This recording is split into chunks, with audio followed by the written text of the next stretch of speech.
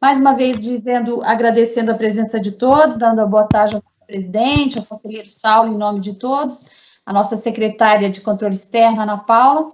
Nós já vamos dar início, então, a mais uma tarde de aprendizado, já convidando aí o Dr. Lamartine Moreira Júnior, que é o presidente do CREA, do Conselho Regional de Engenharia.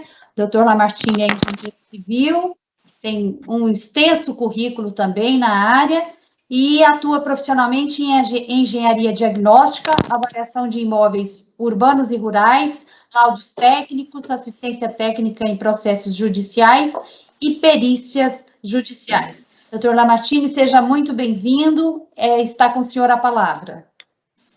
Obrigado, boa tarde a todos. Me escutam bem? Sim. Então é um prazer enorme estarmos aqui, todos contribuindo nesse momento, né, onde as discussões do momento do transporte urbano é crucial, visto que temos aí algumas obras que estão sendo realizadas em Goiânia, e justamente nesse caso da mobilidade urbana, que vem contribuir muito com os nossos desafios. Nesse início, a princípio temos que estudar, né? De onde o passageiro está saindo e para onde ele está indo. Isso aí acho que é o grande X da questão para a gente poder dimensionar as nossas vias, né? Ter todo esse tratamento urbano. Mas vou contar uma pequena historinha sobre o transporte coletivo, que é o tema principal aqui da nossa palestra de hoje. No governo passado, né, o Instituto de Estudos Socioambientais da Universidade Federal de Goiás preparou, né, estava elaborando um plano de desenvolvimento integrado da região metropolitana, no qual chegaram a atingir, segundo as informações que temos, até 70% do contrato. Mas, infelizmente, ele foi suspenso e não foi retomado ainda na atual gestão. Esse estudo é justamente para entender um pouco mais do desenvolvimento das regiões metropolitanas, porque, igual comentei há pouco, né, às vezes um passageiro está vindo de um ponto, está indo para outro, e às vezes a grande maioria pode ser de onde que a gente, às vezes, pode ser que ele está chegando, é que agora eles estão saindo. Então, há realmente todo esse intuito aí de estarmos aí trabalhando nesses estudos mais aproximado, mais apropriado, para a gente entender um pouco mais a mobilidade urbana. No segundo sentido, né, estamos aí com o plano diretor de Goiânia, ainda nos seus finalmente aí, justamente tentando cuidar dessa mobilidade urbana, o quanto ela é importante. Para isso, já foi feito alguns corredores, né, para viabilizar, para agilizar o transporte urbano, o quanto a gente diminuiria o fluxo de automóveis e impactaria menos na emissão de carbonos, entre outras problemáticas do deslocamento dos usuários dentro da cidade, né? Então, o transporte público tem uma alta capacidade, é a essência da mobilidade urbana, né? Em países aí onde temos um metrô bastante movimentado, que conseguimos aí dar essa fluidez, né? É o caso no nosso caso específico, do transporte urbano, que a gente conseguiria diminuir essa parte aí do deslocamento dos veículos, tornando a cidade um pouco mais agradável, tirando um pouco dos trânsitos. Então, assim, e o plano das empresas acontecem com as condições onde que a gente vê no dia a dia, né? O excesso de veículo prejudica o deslocamento da mobilidade urbana, né, dos próprios veículos aí que fazem esse transporte. Então, nesse momento, realmente há de ter esse debate para a gente achar as melhores maneiras para a gente fazer essa política do transporte público realmente ser discutida com carinho e ser implementada pelos nossos órgãos aí, que são o poder executivo integrado aí com a parte toda da engenharia, né? Por exemplo, a gente tem, já aproveitando nesse sentido da mobilidade, teria que termos aí os semáforos inteligentes, né, para facilitar o desenvolvimento, a travessia de pedestre. Então, nesse sentido, que a gente acredita que realmente esse é um estudo bem, porque isso acaba integrando o transporte coletivo, às vezes com o transporte cicloviário, né? Essas vias que estão sendo desenvolvidas, estão sendo implantadas aqui em Goiânia, a gente poderia ter uma expansão maior, atingindo aí as cidades vizinhas, né? Que toda a região metropolitana ela avançaria e seria de fácil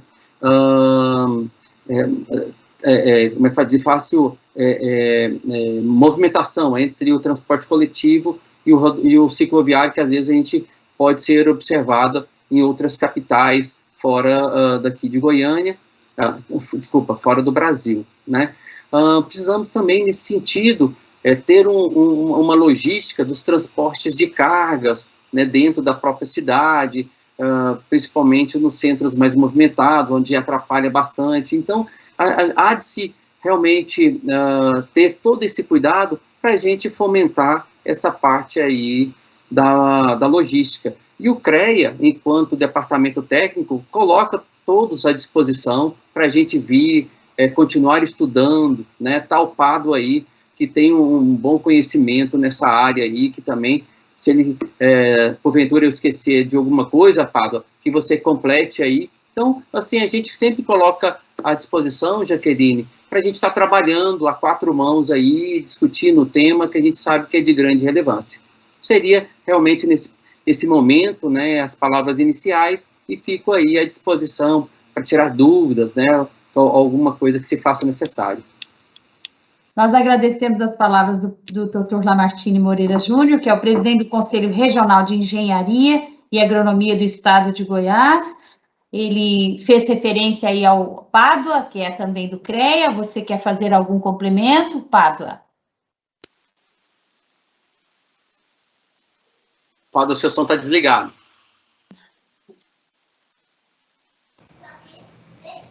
Isso.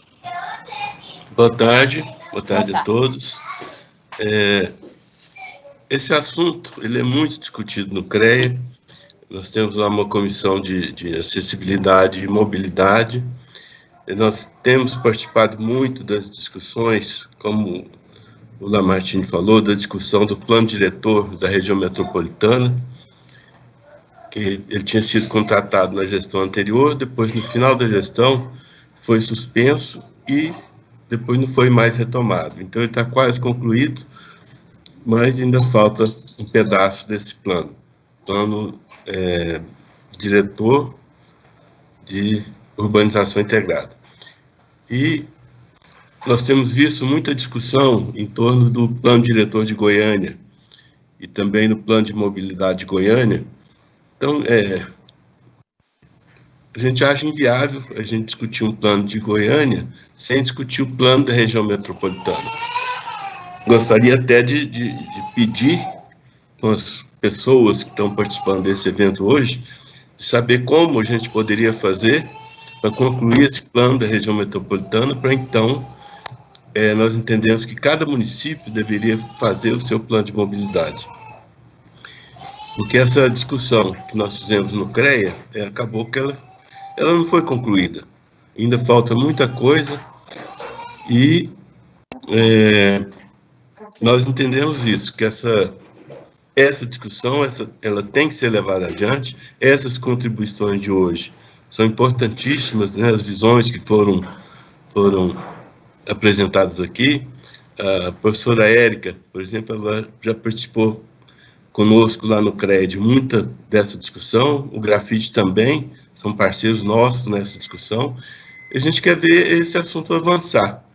esse de hoje é um passo muito grande, né, que nós estamos dando essa oportunidade para cada um apresentar aqui o seu ponto de vista. Infelizmente, nós do CREA entendemos que o nosso ponto de vista ele foi, em parte, né, abortado, porque não conseguimos concluir.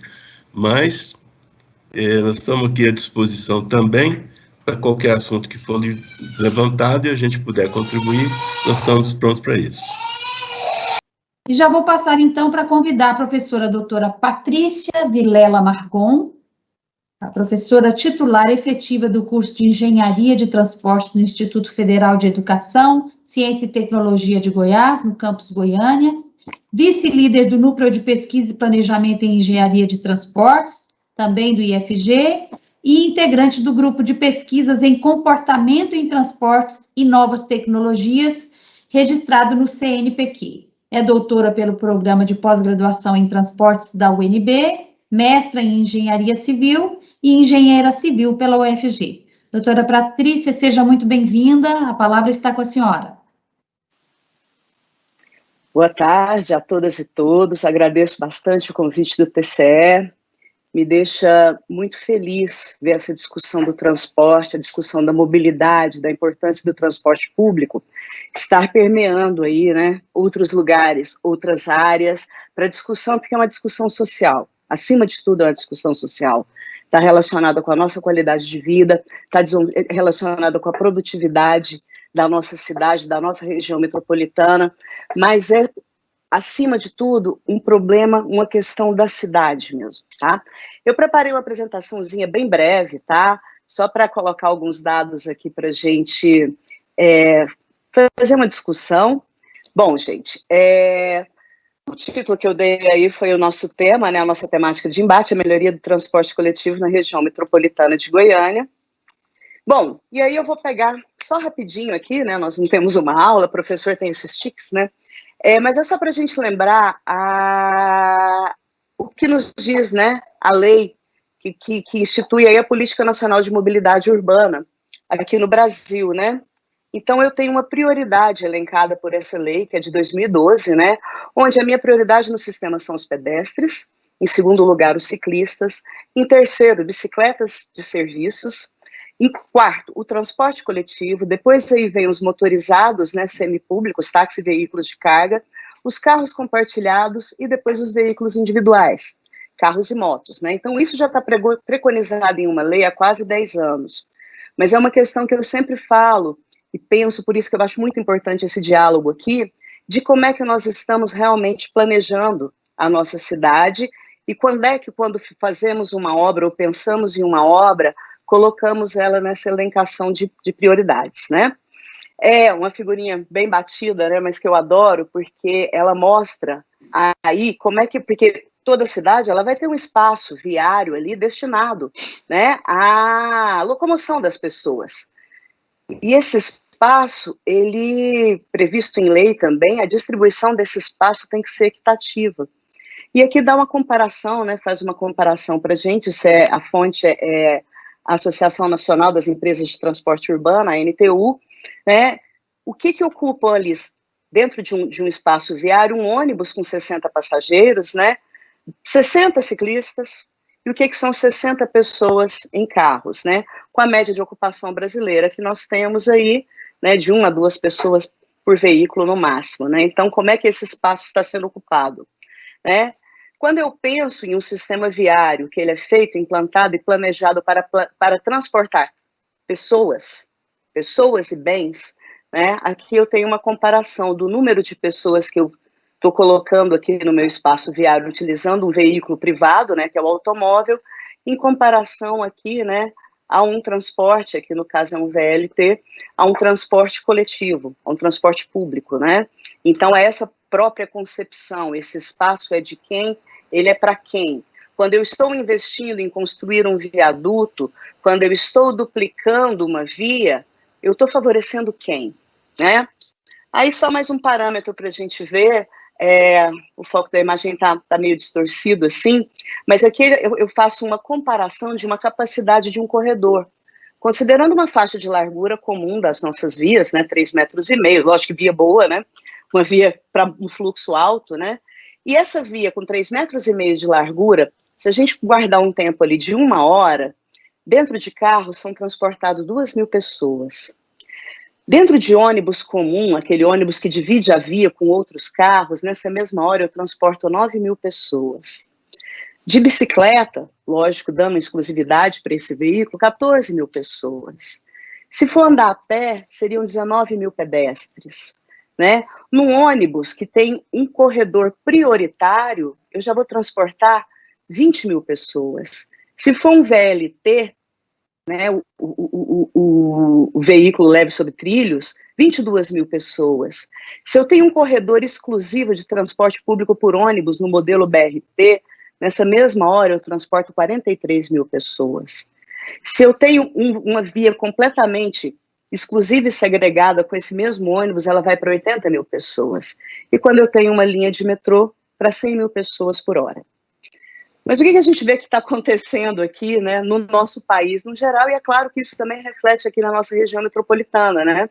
Quando eu vejo o número de passageiros equivalentes transportado por mês no sistema de ônibus urbano, geralmente essa comparação é feita com os meses de abril e outubro, né, que ficam fora das férias escolares e acumulam ali a maior demanda no transporte público, eu tenho que o número de passageiros equivalentes transportados vem caindo, né? A lei da mobilidade anterior a isso aqui, onde eu devia estar priorizando esse tipo de transporte, mas o número de passageiros vem caindo, né? Da mesma forma que o número da frota também vem caindo. Todas essas fontes da NTU, tá, gente? Bom, a evolução do índice de passageiros por quilômetro, né, que é um fator aí, quem faz os cálculos do transporte público sabe a importância disso, até para eu colocar o preço da tarifa, desde 94 ela vem despencando, né, em laranja a gente temos dados de abril, em azul os dados de outubro, né, em 2019 nós chegamos aqui, então eu tenho uma queda, né, nesses 25 anos de intervalo de análise, uma queda substancial do número de passageiros transportados pelo transporte público, né? Vamos datar aqui, vem a Política Nacional de Mobilidade Urbana. Depois disso, eu caio. 2014, todas as nossas expectativas de um boom no transporte público com a Copa do Mundo, os projetos vieram, mas as obras não chegaram, né? E isso tudo, gente, confrontando com uma nova, né, um novo tipo de transporte, um novo aliado aí na guerra contra a lacuna deixada entre o transporte privado e o transporte público, que são os transportes por aplicativo, né, transportes por demanda. Então, quando eu tenho, aqui eu tenho um gráfico tridimensional, né, eu tenho a transferência modal. O que é isso, né? Aqui eu estou analisando se 1% dos meus passageiros do transporte público migra para um transporte de aplicativo, né? Quantos bilhões aqui eu vou perdendo, né? E quanto isso vai crescendo quando eu tenho uma porcentagem maior de migração, né? Então, a gente pode chegar aqui, ó, num exemplo de São Paulo, com 10% da população migrando do transporte público para o transporte por demanda por aplicativo, eu posso chegar a um impacto aqui de 5,42 bilhões de reais de defasagem, né, do transporte público. Além desse tipo de transporte, também poder colaborar com o aumento do congestionamento, né? Aqui é a mesma coisa, essa foi uma pesquisa apresentada pela NTU em 2019, né? Considerando várias cidades, algumas regiões metropolitanas, né? Berlândia, Curitiba, Belo Horizonte, Rio de Janeiro e São Paulo, e temos dados de Goiânia também, mais para frente. Então, aqui eu tenho o impacto, né, dessa migração das pessoas que saem do transporte público coletivo e começam a utilizar o transporte por aplicativo. Por favor, não me entendam mal, o transporte por aplicativo veio sim preencher uma coluna, uma lacuna que havia ali entre as pessoas que usam o carro individual privado e as pessoas que têm um poder aquisitivo um pouco maior, mas usam o transporte público, né? Essa migração aí impacta seriamente o transporte público. Bom, Aqui a gente pode dar uma analisada geral, né? Assim como eu tenho os transportes por aplicativo chegando cada vez mais, aqui mostra uma análise do que vem sendo feito, né, em termos de empreendimentos, no geral, da mobilidade urbana, né, de vários fatores que estão aí alinhados, né, na mobilidade urbana, né, o aeromóvel, que é uma discussão nova ainda, lógico, baixo, a implantação dos sistemas de BRT, como nós temos aqui no eixo Anhanguera, né, e a previsão aí de concluir uma obra que já demora muito mais do que precisa, que é o eixo Norte-Sul, a criação de ciclovias, e aqui nós temos a diferença de cores, né, o laranja é o que está em projeto ainda, o amarelo, né, o laranja é o que está sendo construído, e aqui, em uma cor mais escura, um azul mais escuro, é o que está em operação, né, então nós vemos aí as ciclovias, né, em operação, mas com poucos projetos ainda, uma influência baixa, os corredores de ônibus, né, os corredores exclusivos de ônibus, né, muitos projetos, mas baixa operação ainda, os corredores viários, né, totalmente exclusivos, as faixas exclusivas, algumas em operação, poucas em projeto, nós temos muitas faixas exclusivas aqui em Goiânia, mas essa faixa exclusiva, ela tem uma limitação de operação, ela vai atender a médias massas de população não grandes, né, os sistemas inteligentes de transportes, que podem aí facilitar tanto a operação do tráfego, né, aqui a Rede Móvel utiliza um sistema inteligente de transportes para estar controlando aí, fazendo o controle da frota de ônibus, né, o metrô, a gente tem poucas iniciativas, né, monotrilhos também, algumas obras viárias, outros, né, principalmente se enquadram nessa categoria, principalmente os intermodais, as patinetes, né, aqueles veículos elétricos que também influenciam, né, a mobilidade urbana, projeto executivo, né, com cronograma, a gente está aqui vendo que está zerado, né, teleféricos para regiões montanhosas, resolvem sim, a gente tem um complexo do Alemão, o Morro do Alemão no Rio, que tem um transporte por teleférico, na Bolívia também temos a experiência de Medellín, os trens urbanos, né, onde eu tenho muita coisa em operação, mas não existe nenhum projeto, foi um transporte que foi esquecido já. O VLT, onde existem muitos projetos, pouquíssimas obras e pouco ainda, né, em operação. E o total, geral, o que a gente vê aqui no final desse gráfico, né, desse total geral? Temos algumas coisas em operação, quase o mesmo tanto do que tem em operação nós temos em projeto, mas a construção ainda deixa um pouco a desejar, né? Aqui a gente vê os empreendimentos da mobilidade urbana sobre o enfoque da evolução da quilometragem operacionalizada no transporte público, né? Então nós vemos aí que esses empreendimentos, né, eles foram, de uma certa forma, começaram a ser pensados, né? Mas a gente tem pouquíssima coisa ainda, em termos de extensão acumulada, né, a partir do ano de 2013. E o que a gente vê aí como tendências, né? Quais são essas tendências para esse transporte público? Para tentar sanar todos esses problemas que nós vimos surgir. O que eu posso dizer para vocês que qualquer um de nós pode sentir aí na pele, com o passar dos anos, de qualquer tipo de transporte que você esteja. Mas eu vou dar um exemplo como transporte privado. Transporte de carro. Acho que todos vocês, em seus deslocamentos diários, com o passar dos anos, veem aumentar 5 minutos no relógio por ano. O transporte público, 10, 15. Ou seja, cada vez mais nós estamos ficando mais presos no congestionamento, no transporte. E tem uma frase que eu aprendi com uma professora e eu repito porque eu gosto muito. Eficiência em transporte é tempo de viagem curto. Eficiência em transporte é tempo de viagem curto. Não adianta nenhuma solução que vai trazer mais conforto, que tenha ar-condicionado, se eu tenho um tempo de viagem acrescido. Esse conforto não me cativa, tá? Então, eu vou ter que ter sempre esse equilíbrio tempo e custo. Tempo e custo. Mas se cabe no meu custo, eu vou escolher o que me dá um deslocamento mais rápido. Então, o que a gente pode ver que são os desafios do transporte público, principalmente no pós-pandemia? O investimento maciço nos padrões de segurança e saúde. Hoje nós temos aí, existem estudos, eu não abordei aqui, porque eu ainda não tenho uma opinião formada sobre esses dados, mas de primeira mão, né, eu concordo com eles. Nós tivemos aí esse impacto da Covid, a questão do transporte público, da aglomeração do transporte público, e nós estamos vendo aí com dados das empresas que mostram que cada vez mais o transporte público não é um vilão nessa transmissão de Covid. Apesar das aglomerações que acontecem, as aglomerações geralmente elas acontecem com as pessoas de máscara, com as pessoas tendo um pouco de cuidado. Então tem alguns estudos que mostram que o transporte público está, né, separado ali das altas dos contágios de Covid.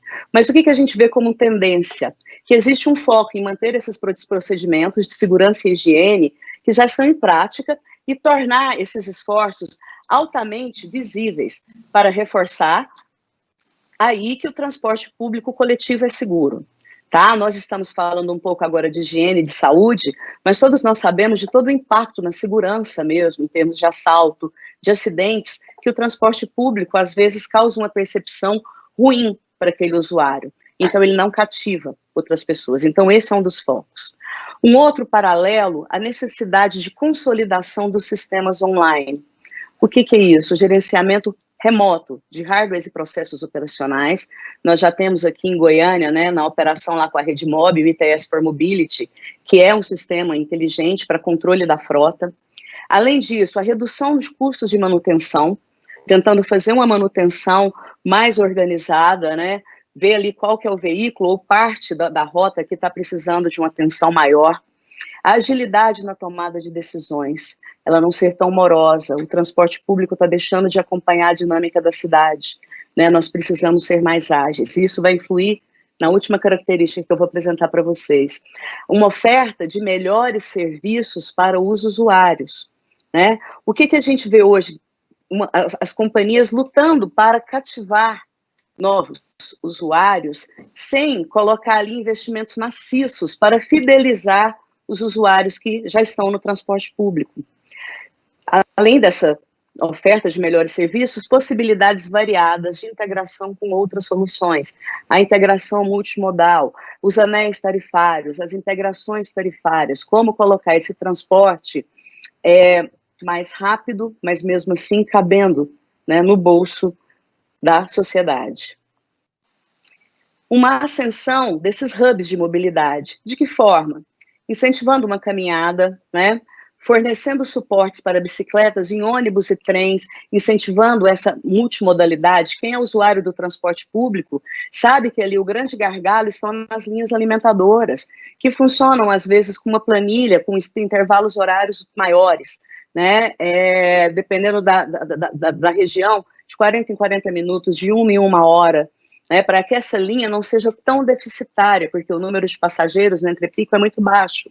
Nós temos que lembrar que o transporte público é um negócio, como um outro qualquer. Se o governo não oferecer apoio, desconto em imposto, subsídio de tarifa, e essa tarifa for repassada diretamente para o consumidor, essa tarifa vai ser cara, porque nós temos, sim, linhas deficitárias, né?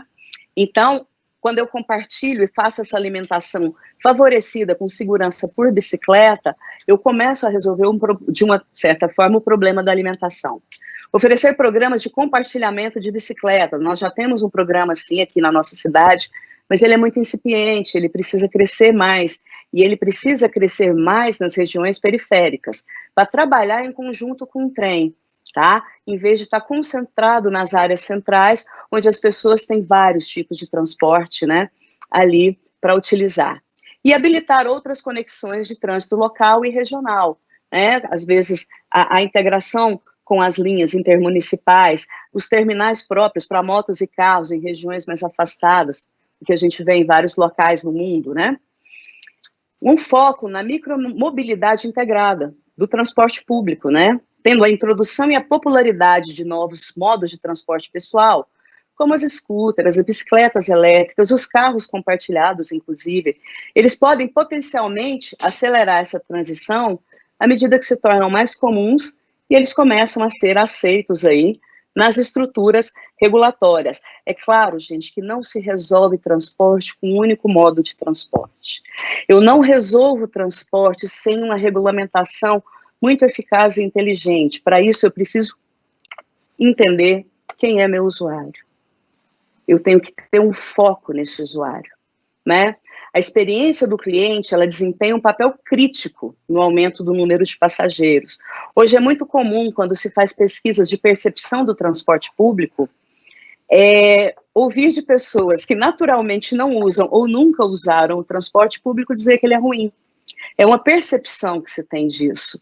Se eu não foco no usuário e eu não tento deixar o usuário satisfeito com esse tipo de transporte, a propaganda é ruim, né? Então, mesmo a pessoa que não usa vai achar que ele não é bom.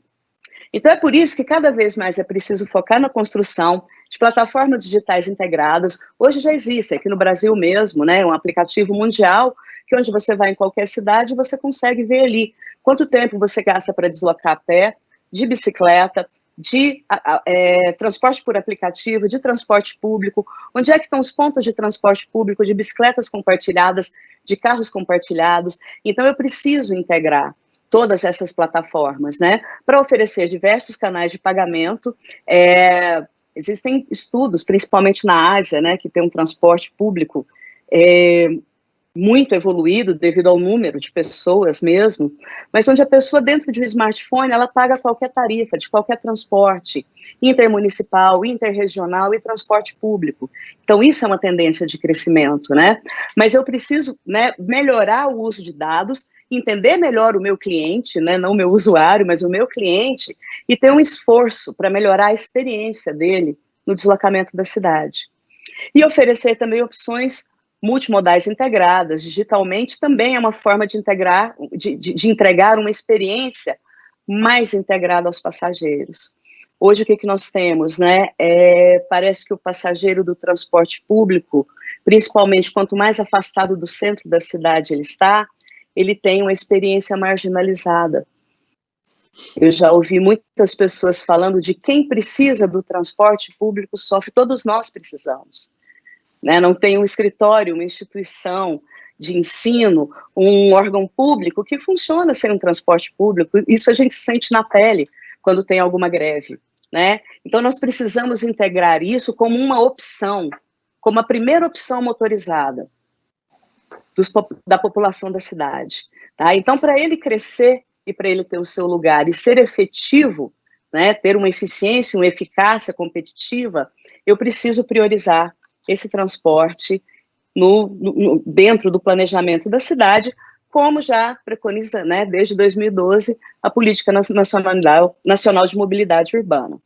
Eu só preparei essa rápida apresentação, pessoal, só para a gente estimular aí as perguntas mesmo e conversar um pouco mais aqui sobre o transporte público. Eu agradeço a audição de vocês, deixo aí o meu contato, se alguém quiser uma conversa depois, críticas são muito bem-vindas também.